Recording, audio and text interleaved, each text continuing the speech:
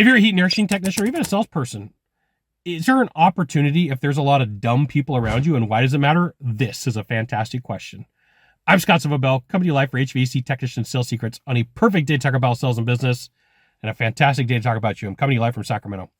Whole series going on talking about dumb people, and I want to let you know that there's a huge opportunity, and this is it. Wherever there's a problem in a task, wherever that there's a issue with delivery, wherever there is a complication in business, there is the ability to facilitate ideas through communication, through consulting, through profit share, through asking for a piece of the action, or just from being, hey, I didn't know if you had an issue here.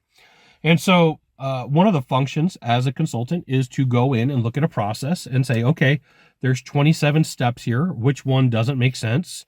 Which one's causing a problem? Which one's causing conflict?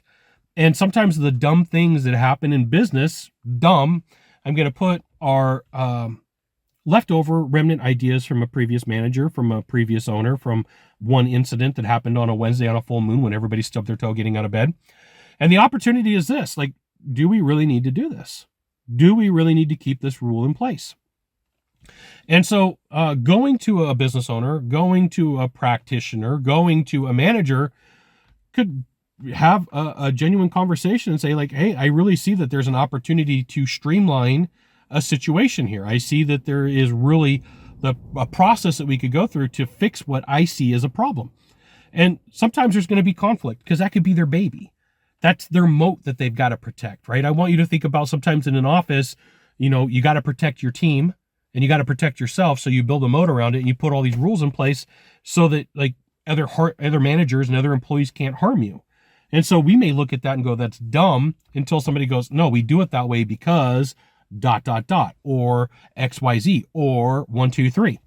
But like there is a lot of times going into a business and looking at a business and saying, hey, look, if we map this out with some Post-it notes or we map this out on some 3x5 index cards, what are the opportunities?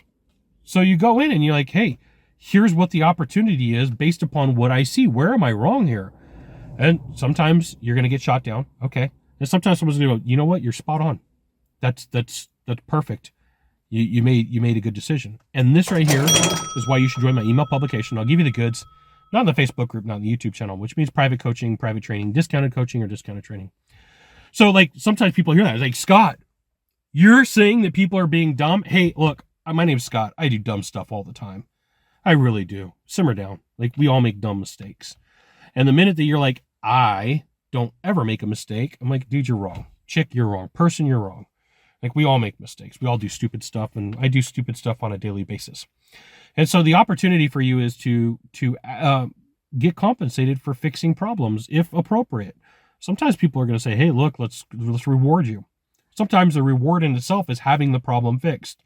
But here's where you will have a problem is if you're constantly keeping score, right? Score is either I've got to get paid to tell you this.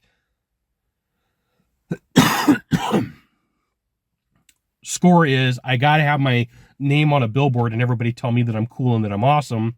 Score is I get to rub it in somebody's face that they screwed up, right? Your best opportunity is to go somewhere and say, hey, look, here's a problem. Here's how we solve it. And your brain will start to become functional in this way where you start seeing problems and then solutions. Now, a lot of times, here's what happens with employees. They're like, I got a problem. And then they want somebody to solve it. And then like the next hour, they're like, I got a problem. They want somebody to solve it. And then the next hour comes up and guess what happens? I got a problem. So like, if you see a problem, look for the silver lining. Look for three ways that could be fixed. And then if you're going to go to somebody and say, hey, look, I noticed we're using this solution here, right, for XYZ project. And I feel like there's some bumps in the road. Here's the way that I see it. And here's 3 solutions. If you want to do anything about it, here you go. And sometimes you'll get called into a manager's meeting. They're like, hey, tell us about this problem. Tell us about this issue. Sometimes you're going to get ripped off because that manager's got to go into a meeting and that manager's got to go defend their moat and they've got nothing good to talk about. And they're going to be called to the carpet for numbers. And then they're going to go, I got this thing. So be aware that your brain's going to tell you to keep score and go, well, that wasn't fair. It wasn't.